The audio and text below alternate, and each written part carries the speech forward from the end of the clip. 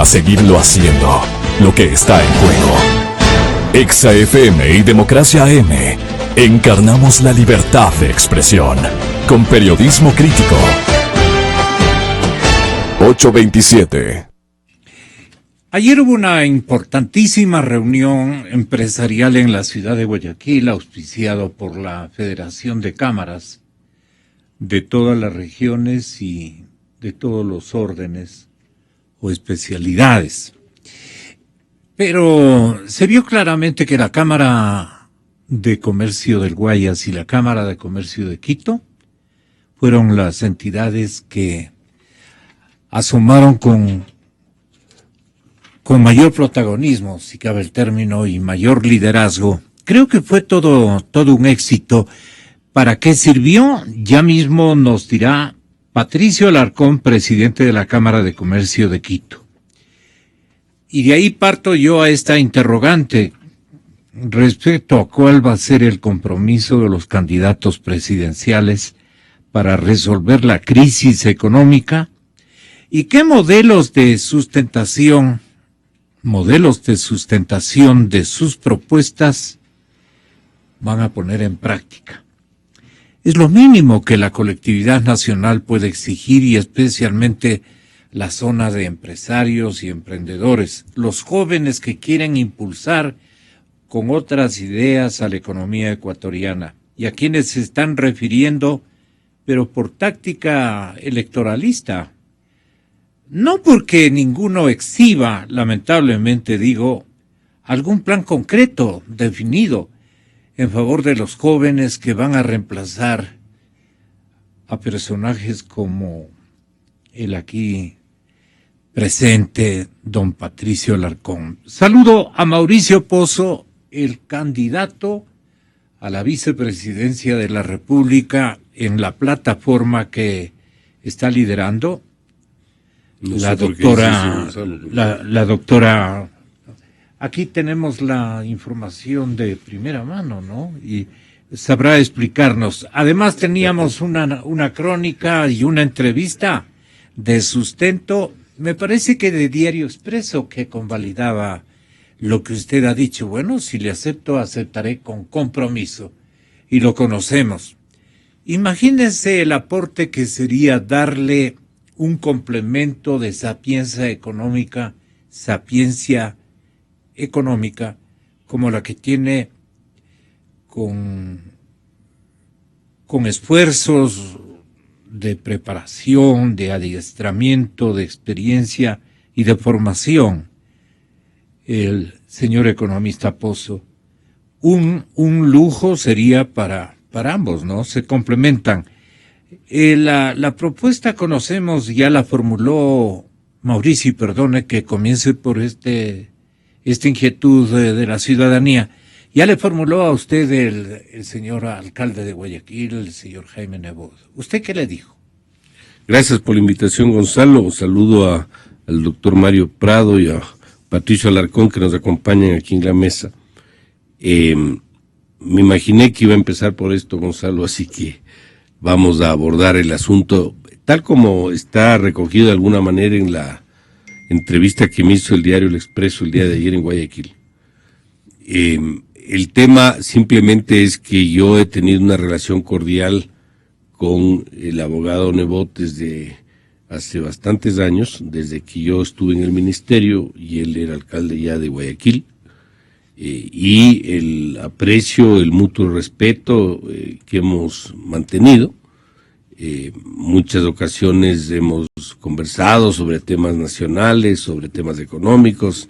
Me han llamado a pedir mi opinión, tanto él cuanto la abogada Cintia Viteri, y esa es la relación que he mantenido hasta la presente fecha. No ha pasado de ese el contacto. ¿Y cuál fue la propuesta de Nebot? No ha habido ninguna propuesta. O sea, lo único que ha habido son los rumores que siempre existen de una eventual participación mía en este evento, y lo que dije en la entrevista, lo repito el día de hoy, si el día de mañana se produciría una propuesta formal, como usted sabe, en política uno normalmente sabe cómo entra y cuándo entra. Nunca sabe cómo sale y cuándo sale. Mauricio, ¿a usted no le desagrada esa posibilidad? Le cambio la pregunta. Usted, para poder tomar una decisión de esta naturaleza, usted siempre tiene que considerar cuáles son las características de su participación, es decir, tiene que ver cuál es el rol que va a desempeñar, cuál es la autonomía que va a tener, qué objetivos comparte con el grupo que le está haciendo la propuesta, y sobre esa base tome una decisión. Sí. Las decisiones de esta naturaleza no se pueden tomar a ciegas, no es un tema de vanidad, claro, de si quiero ser candidato o quiero ser ministro, no. Claro. Tiene que considerarse todo eso para precisamente dar una suerte de luz y de horizonte a una gestión de responsabilidad pública. Entonces, en función de todos esos elementos, si es que estos se llegaran a dar, habrá que hacer el análisis y finalmente tomar una decisión en uno o en otro sentido. ¿No cree usted que un tanto le desinfló a la candidatura el hecho de que el abogado Nebot, en una conocida radioemisora de gran sintonía en la ciudad de Guayaquil, refirió a la posibilidad de que, bueno, pues, si es que renuncian los candidatos en orientación a consolidar un solo candidato de la oposición para vencer al correísmo o a Alianza País o a Lenín Moreno, al correísmo y al morenismo, era indispensable, era necesario que renuncien todos y que de ahí, en base a las encuestas, se determine quién podría representarles mejor, tanto en la presidencia como en la parte de la vicepresidencia dentro de la papeleta. Con esto terminamos. Bueno, yo creo que lo que tenemos que estar todos claros es que la economía del país y el país tal como está este momento administrado por el actual gobierno no puede continuar. Esto es inmanejable, esto es insostenible, y aquí se requiere un cambio de forma y de fondo. Y para eso se requiere que este gobierno no continúe en funciones, sea con quien sea. ¿Es un gobierno peligroso por el modelo de endeudamiento que por las millones de razones que hemos analizado y vamos a poder seguir analizando, Gonzalo? Por una economía destruida, por una desunión nacional, por un problema de irrespeto a las leyes, por una invasión a los principios de seguridad, de justicia, de independencia, de democracia. O sea, ese proceso no puede continuar. Y para eso se requiere que haya una alternativa que nos brinde un horizonte que este momento no tenemos, una luz que este momento no tenemos. Entonces, dentro de eso, me parece que buscar una unidad de la oposición, llamémoslo así, que haya un candidato y de eso buscar quién es la opción que mejor puede llegar al poder, creo que era una propuesta absolutamente válida. Así que me parece que lo que propuso el abogado Nebot, lejos de quitarle piso a nadie, era una propuesta válida. Es más, la misma abogada Viteri, ella entregó su candidatura, puso sobre la mesa su opción. Se esperaba que hagan lo mismo los otros candidatos, pero lamentablemente eso no lo hicieron. ¿Eso no desinfló la candidatura de No, en absoluto, no, en absoluto. Simplemente lo que hizo fue demostrar a mi criterio la independencia que tienen unos para poder ceder su eventual aspiración legítima versus un interés nacional. Pero lamentablemente eso no se dio con explicaciones que yo personalmente no participo. Como es decir, esto depende más de un tema del pueblo ecuatoriano o esto ya ha venido un recorrido previo. Me parece que esa no es una respuesta para lo que se está planteando. Lo que se está planteando es aquí, de las 3 candidaturas, es mejor la del un señor, entonces apoyémosla a este señor. Claro. Es mejor la del otro señor, apoyemos. O si no es mejor la de la señora, apoyémosla a la señora. Es lo que estaba planteando. Pero lamentablemente no avanzó el proceso. El prefecto, que también tiene estos dotes de saltarín de la provincia de la SOAI, mencionaba que la doctora Cynthia Viteri no había pronunciado siquiera la posibilidad de retirarse en homenaje a encontrar y a identificar un solo candidato de oposición para ganar el comicio. Aquí tenemos un pronunciamiento de la doctora Cynthia Viteri que me permito dar a conocer a la ciudadanía. Esto fue entregado el 5 de octubre, antier. Dice, lamentamos que nuestra propuesta hecha pública esta mañana por el abogado Jaime Nebot, que gozaba de mi absoluto respaldo y que planteaba que los 3 candidatos a la presidencia de la República, Paco Moncayo, Guillermo Lasso y quien habla, Cynthia Viteri, depusiéramos nuestras candidaturas para dar paso a un solo representante de oposición, como es la aspiración de muchos ecuatorianos, haya sido rechazada por los señores Moncayo y Lasso. Queda claro entonces que somos nosotros quienes buscamos la unidad y que son ellos quienes han desechado esa posibilidad. Que no se hable más del asunto, porque ha quedado expuesto ante el país quiénes son los responsables de que no se haya logrado conseguir una candidatura única. Gracias al pueblo ecuatoriano, mi candidatura goza de gran respaldo nacional y voy a seguir trabajando, recorriendo el país, etcétera, etcétera. Y nombrando a mi compañero de papeleta, quiere decir, ¿no? Bueno, eso lo dice usted. Sí, pero en realidad, economista Pozo, ¿no le desagrada a usted ser compañero en una papeleta y con un patrocinio especialmente ubicado en la ciudad de Guayaquil de gran importancia, como es el voto de marca que tiene allá el Partido Social Cristiano? La marca es Nebot, pues, ¿no? Entonces, allí ya tienen la cosa ganada. ¿No le desagrada a usted en todo caso? Gonzalo, yo creo que cualquier ecuatoriano que tiene una vocación de servicio o ha estado vinculado a alguna actividad de servicio público y que tiene una opción de colaborar con el Ecuador, no le va a desagradar.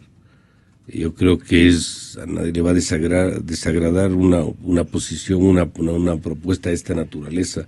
Es honrosa un pedido de colaboración para el país de esta naturaleza. ¿Usted le aceptaría? Pero, como le repito, no ha habido ese proceso.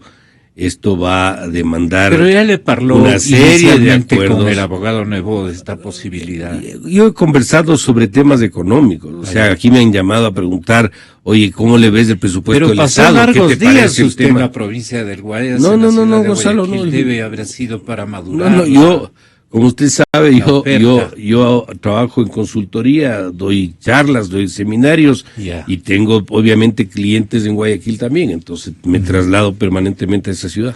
Esto le acabo de dar lectura porque le oí al señor prefecto, que también es bastante saltarín, decir en la mañana que que la candidata no ha conocido de esta propuesta de la abogada. Yo le escuché a la doctora Viteri que habló de eso. Yo también. Está muy bien.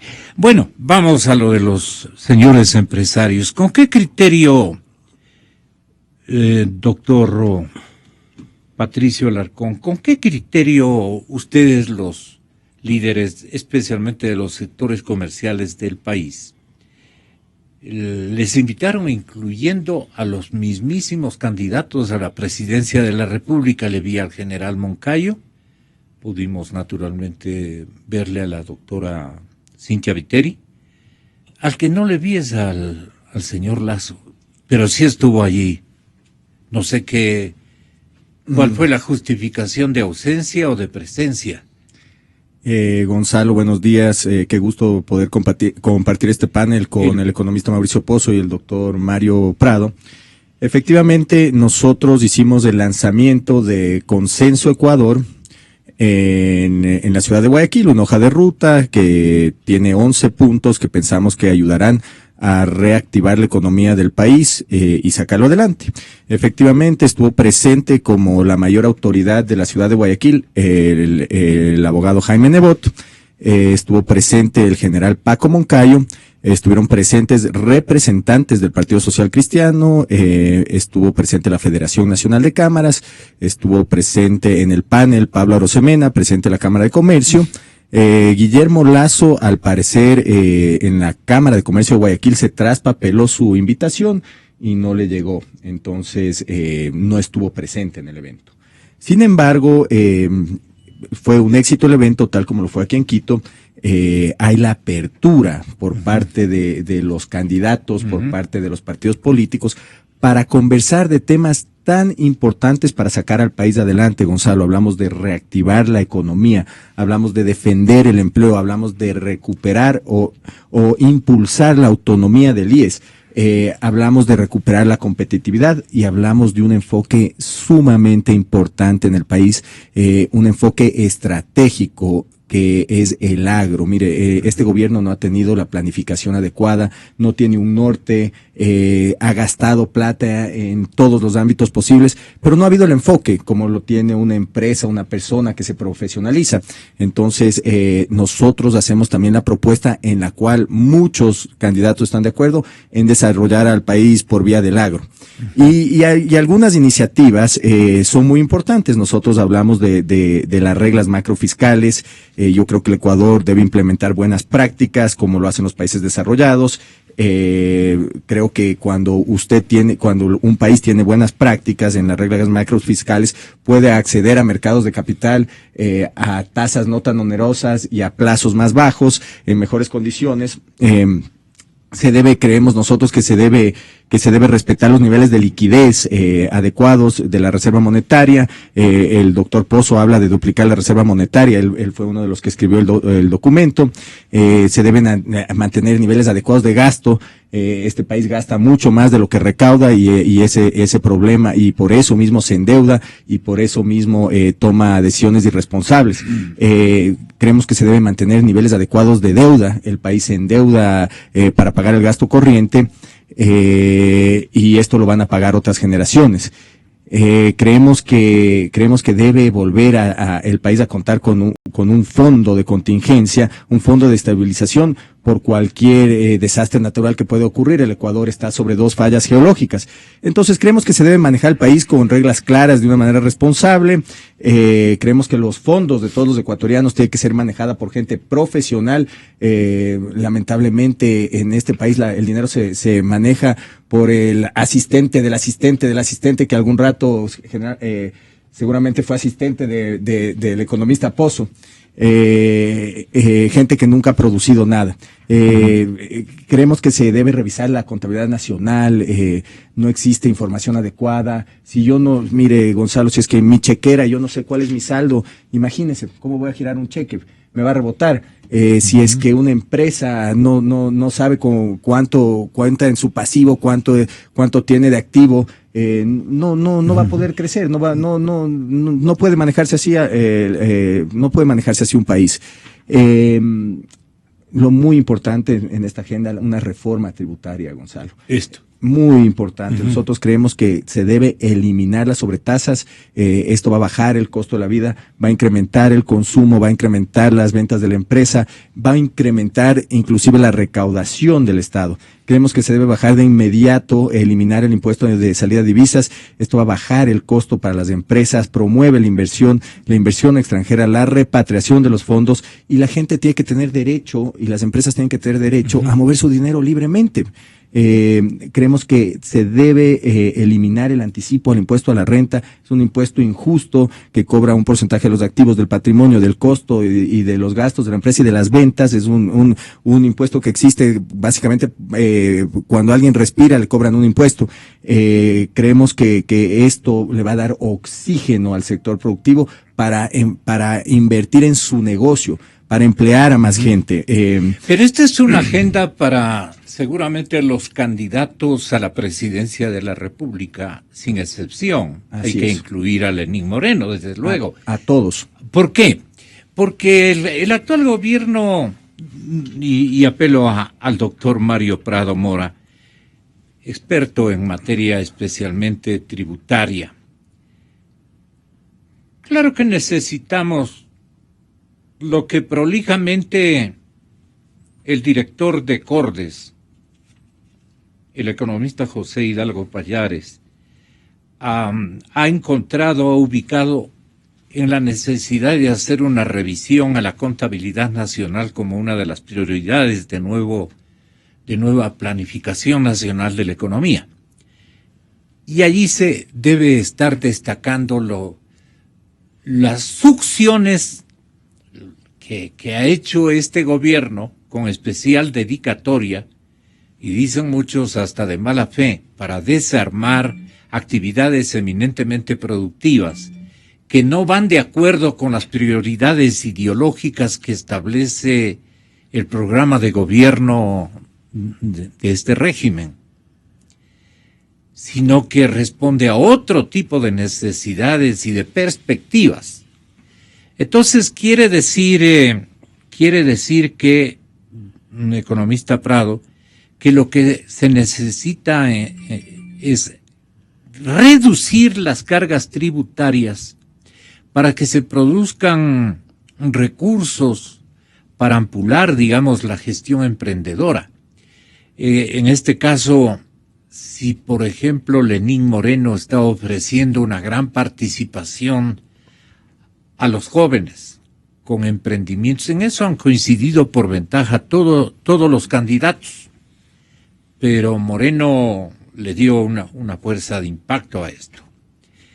Claro que tiene interés electorero o electoralista, como quiera verlo el mismísimo candidato, pero esto es indispensable porque la mentalidad emprendedora, si no nos alineamos con las ilusiones de los jóvenes y con el apoyo a esa juventud que viene con esos genes de hacer emprendimientos, de ayudar al desarrollo nacional, de comenzar a hacer empresa, de comenzar a hacer gestión, incluso gestión pública, pero cambiando estas reglas de juego y estableciendo este otro género de prioridades.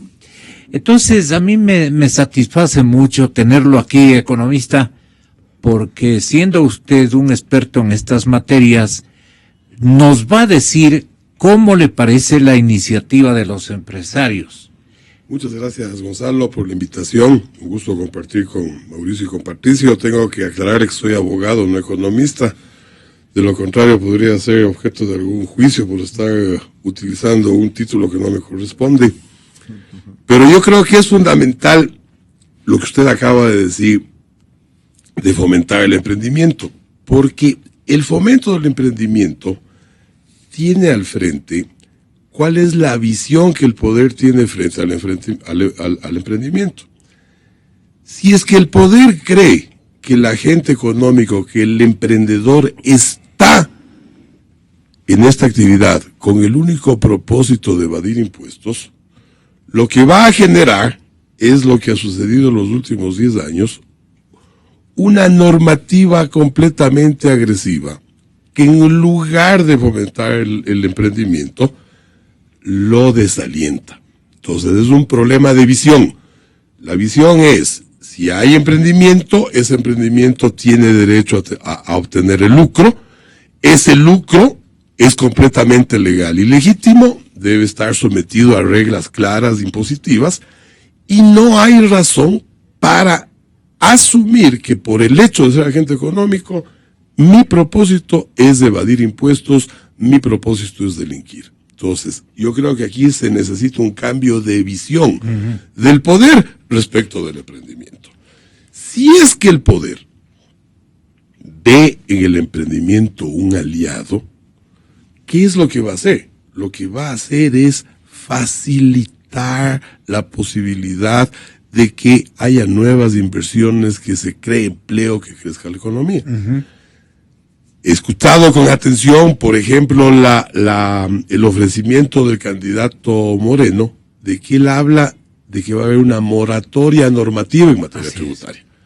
Entonces, eso ya es un avance. O sea, ya es un avance saber que no va a continuar esta agresividad normativa de que le ha ido convirtiendo a la ley tributaria en un monstruo de 7 cabezas, en donde uno ya no sabe si los intereses son o no son deducibles, si es que se paga un paraíso fiscal es deducible en determinadas condiciones, en otras condiciones sí es deducible, o sea, ya, pero quiero decir que no solo basta la moratoria normativa, sino que es necesario una reformulación de todo el esquema normativo para darle un horizonte de estabilidad y que ese horizonte de estabilidad genere un incentivo en el potencial emprendedor.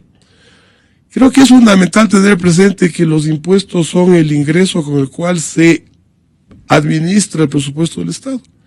Y tampoco, y creo que también hay que tener presente que hay gastos que son o que están estructurados como educación, como salud, como seguridad, como sistema judicial, que ya están ahí estructurados. Y que uno no puede perder los ingresos si es que se va a desmejorar la posibilidad de atender esos sectores. Entonces, es fundamental que en esta campaña electoral se tenga la claridad por parte de los candidatos del mensaje. ¿Qué es lo que están pensando? ¿Cuál es la visión que tienen frente al emprendimiento?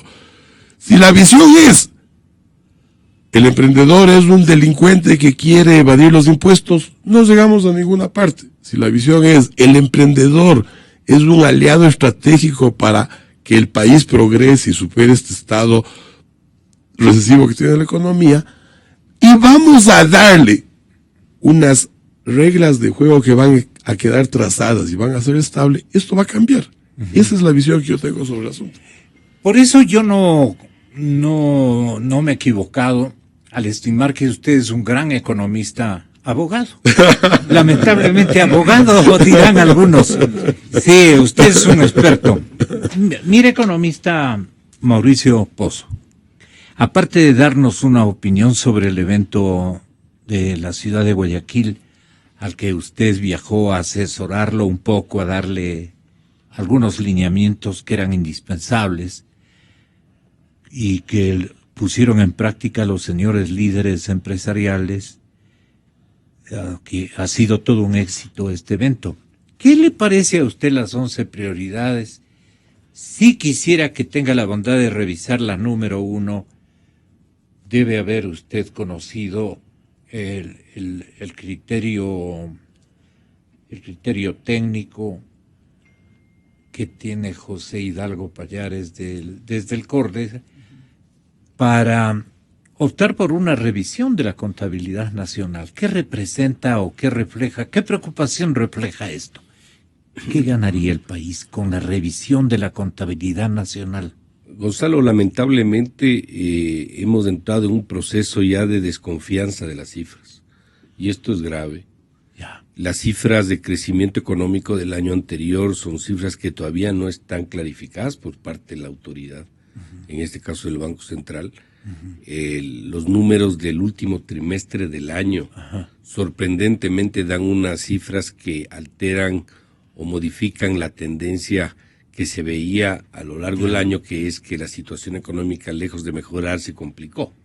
Ahí aparece como que mejoró la cosa a finales de año, para lo cual el ejercicio muestra una tasa positiva de crecimiento.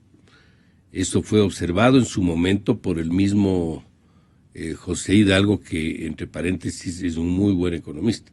Sí. Trabajó conmigo un tiempo, José.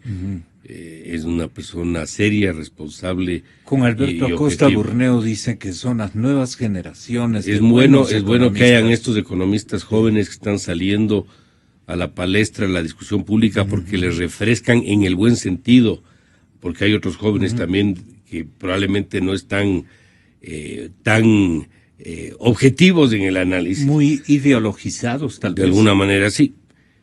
Pero lo que cita José es absolutamente real. Y sobre esto hay varias informaciones. Está toda la información, o la falta de información más bien, en el tema de endeudamiento público, pues Gonzalo, hemos hablado de eso también muchas veces. Y perdone, pero ya en los 40 años que hemos ejercido el reporterismo y el periodismo, el radioperiodismo especialmente, o el periodismo de audiovisuales, las cifras del Banco Central eran sagradas. Eran de una seriedad, pero impresionante. Probablemente. Ahora han entrado muchos. Gonzalo, probablemente aquí me van a colegir o me van a soportar lo que va a decir que mis cambien colegas. los nombres de... Fíjese, el Banco Central fue una de las instituciones más respetadas del Ecuador. como han sido las Fuerzas Armadas y otras instituciones más. ¿Por qué? Por su independencia, por su objetividad, por su apego a los principios técnicos de la información macroeconómica en general, etcétera.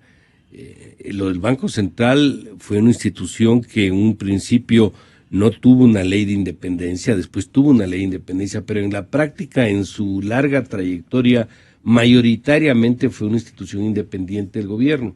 Este momento, como sabemos, el Banco Central es una dependencia más, es un apéndice más del Ejecutivo, cosa que inhabilita el rol de un Banco Central. Un Banco Central tiene que ser lo que se llama en economía el tercero confiable. El tercero confiable es aquel actor que opina sobre un tema específico y en este caso no es ni el gobierno ni el sector privado. Es un tercero que habla sobre, por ejemplo, el presupuesto del Estado. Y eso el Banco Central hacía. Y el Banco Central tenía de alguna manera una suerte de veto del presupuesto del Estado. Decía, esto sí está fuera de la línea, esto sí. En el endeudamiento público, este endeudamiento es productivo, no es productivo, tiene estos impactos monetarios, no los tiene, va en la línea del mercado, no va. Es decir, sí había una suerte de rol de independencia y de aporte. Ese rol lamentablemente fue eliminado y el Banco Central no cumple. Entonces yo en esa línea, yo creería que sí es absolutamente sano el buscar transparentar y no solamente transparentar la información, sino revisar la información con la que hemos venido trabajando a ver si efectivamente esa es la real. Yo no estoy acusando a nadie, simplemente digo que se haga esa revisión en su momento, porque sí saltan demasiadas dudas e inquietudes. Recuerdo lo que ha pasado en Brasil, recuerdo lo que ha pasado en Argentina. O sea, no es nuevo el que haya ciertos ajustes a la información macroeconómica. Entonces, y lo que pasó en Grecia, pues.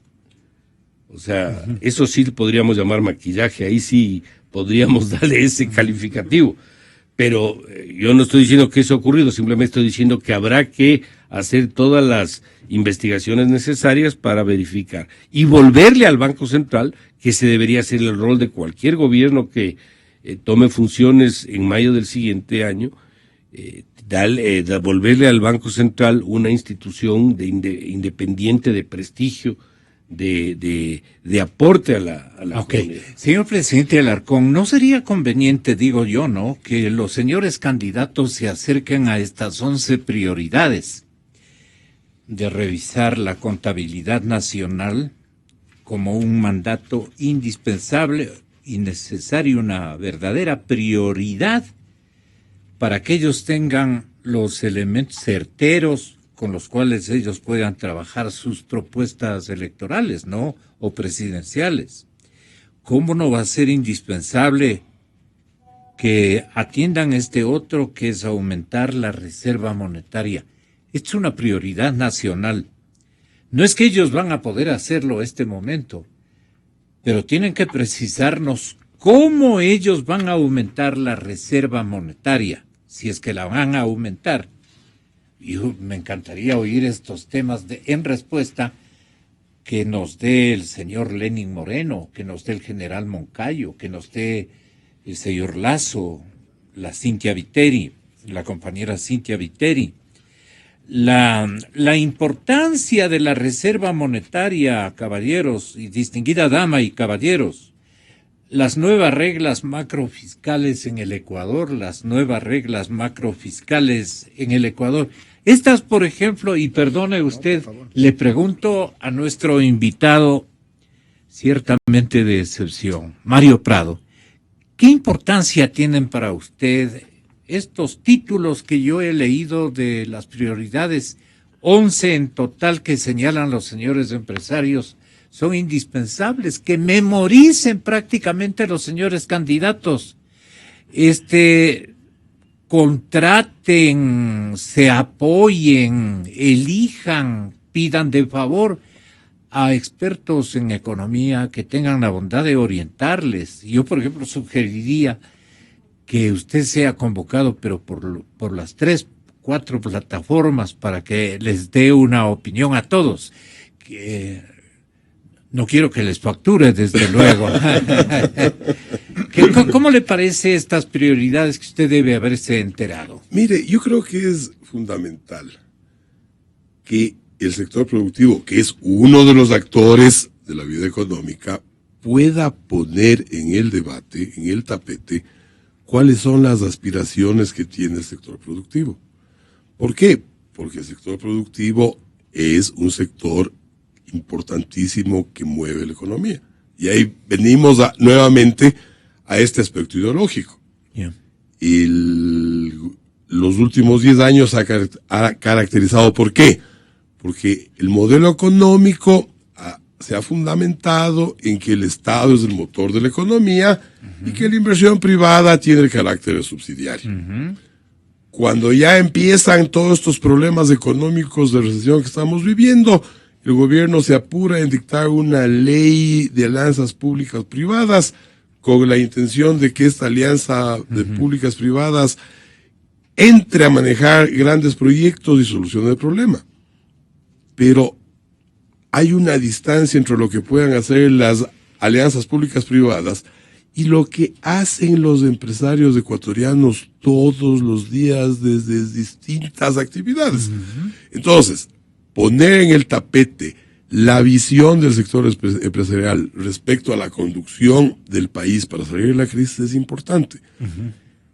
¿Cuál debería ser la matización? La matización debería ser cuál es el efecto que todas estas medidas va a tener respecto de la equidad, respecto del crecimiento.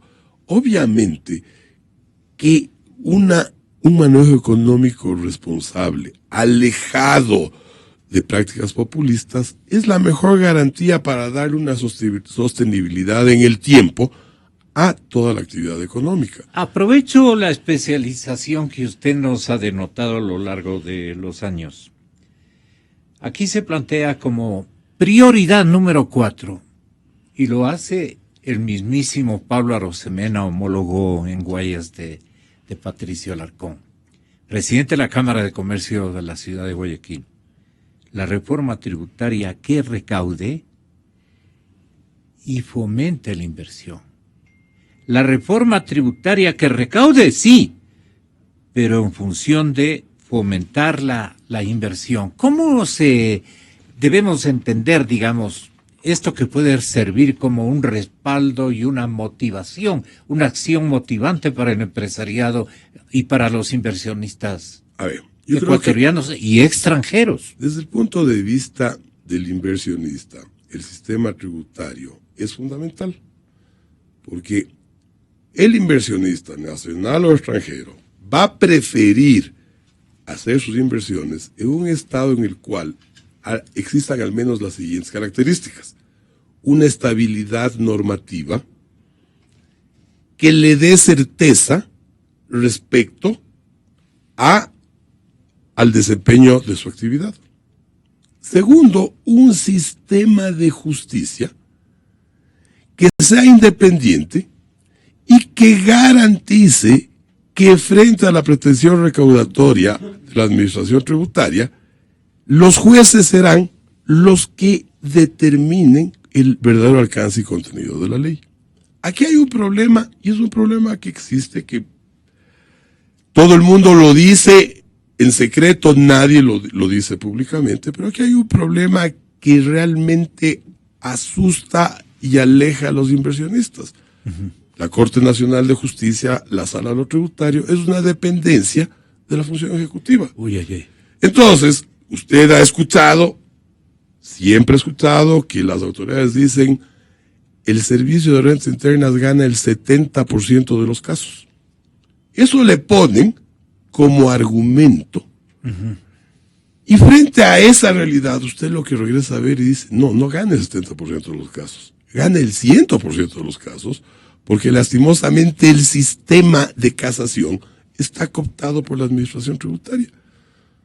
Y esto hay que decirlo. Entonces, el país quiere que el sistema tributario se convierta en un elemento que ayude a solventar este problema.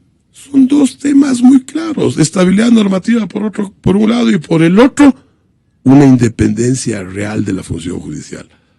Los tribunales fiscales del Ecuador tienen muy buenos jueces, también hay de los otros, pero por lo general tienen muy buenos jueces. Pero todo termina en la sala de casación, y la sala de casación es una dependencia del Ejecutivo.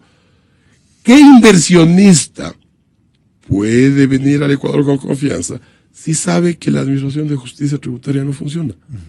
No va a haber inversión. O sea, no tenemos que estar buscando razones filosóficas ni razones económicas profundas para encontrar la solución a la inversión. No, ahí están los problemas reales. Usted no puede tener una permanente cambio normativo que usted ya no sabe qué mismo es lo que está vigente. Cuando usted analiza un hecho tiene que hacer unos cuadros y trazar la línea del tiempo y ver de tal época a tal época era este régimen, ahora es este otro. Eso son lo que el sistema tributario debería fijarse, y debería haber un compromiso de los candidatos de ir a atacar estos problemas concretos de inestabilidad normativa y de independencia de la función judicial. Si los candidatos no encuentran luces en las reglas de juego nuevas que deben primar en las relaciones del Estado, del gobierno con los inversionistas y con los emprendedores internos y externos, esto puede liquidar a la economía ecuatoriana en corto tiempo, y por eso es que ustedes han hecho con Pablo Arosemena un esfuerzo académico de esta naturaleza. Le pregunto a Patricio Alarcón, presidente de la Cámara de Comercio de Quito. Sí, Gonzalo, si es que no se viene un cambio, si es que las respuestas no son rápidas, la economía se va a seguir complicando. De hecho, ya el Fondo Monetario, las cifras, según están proyectando, el país va a decrecer este año en un 2,3, el próximo año ya prevén un decrecimiento del 2,7, el servicio anual de la deuda continuará siendo alrededor de 3.300 millones en promedio por unos 4 años más, existe un déficit fiscal este año de 9.000 millones de dólares, el candidato de Alianza País no ha dado un pronunciamiento acerca de bajar la carga tributaria al sector empresarial y al consumidor. Entonces, mire, el ejemplo de lo que está sucediendo, tal como lo comentaba Mauricio, mire el ejemplo del mal manejo del gobierno. El Banco Central Ecuatoriano, mal manejado. El IES, mal manejado. Petroamazonas, mal manejado.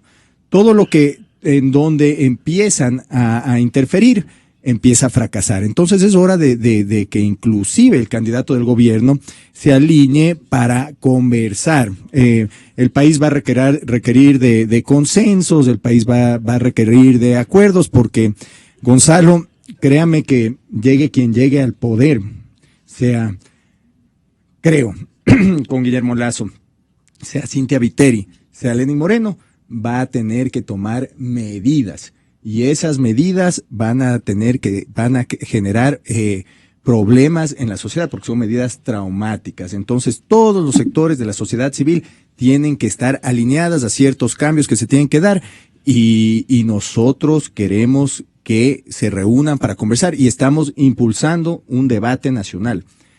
Nuestro fin es que en el mes de diciembre los candidatos con una cadena internacional de televisión se reúnan a debatir en Quito acerca de los 11 puntos, o 3 puntos, lo que se pueda debatir en el tiempo que esto tome.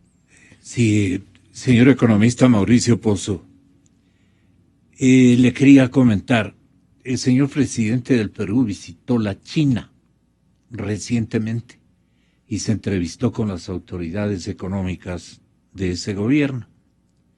Y entonces, los chinos calcularon que Kuczynski iba por plata, pero él les hizo la siguiente aclaración.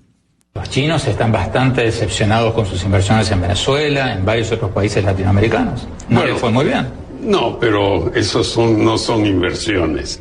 Esos son préstamos que se hicieron para gobiernos del ALBA, que hoy con la caída del petróleo están contra la pared financieramente y entonces no pueden pagar los préstamos. Ecuador está en una situación similar, aunque mucho mejor que la de Venezuela.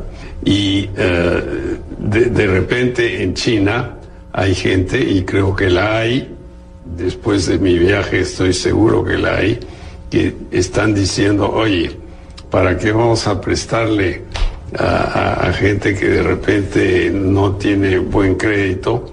Dediquémonos a las inversiones. Yo la primera cosa que dije en China es, yo no he venido a pedir préstamo ni plata, yo he venido a buscar inversiones, es otra cosa. Y el Perú, felizmente, no es un país inmenso, no necesitamos tanto, ya hay inversiones grandes chinas en el Perú que les está yendo bien en minería sobre todo. No he venido a que me presten dinero, he venido a buscar inversiones. Esto debía haber hecho durante 9 años el señor presidente Correa. ¿Qué le parece a usted lo que acaba de decir este modesto periodista?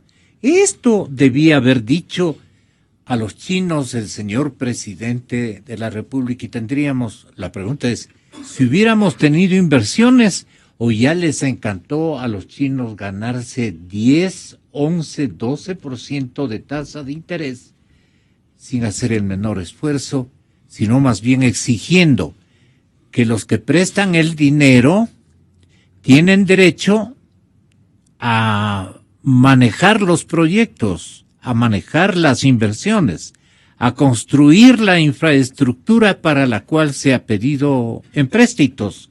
¿O no es así, economista? Gonzalo, el Perú mantiene una ruta de gestión económica desde el gobierno del expresidente Fujimori. Es la misma ruta que ha seguido el Perú desde esa época. Pedro Pablo Kuczynski, el actual presidente del Perú, fue ministro de Toledo. Cuando yo fui ministro aquí en el Ecuador, estuvimos en algunas ocasiones juntos. Ahora él, de presidente de la República, él sí sabe de economía y él entiende muy bien los conceptos y creo que está haciendo una buena labor en el Perú.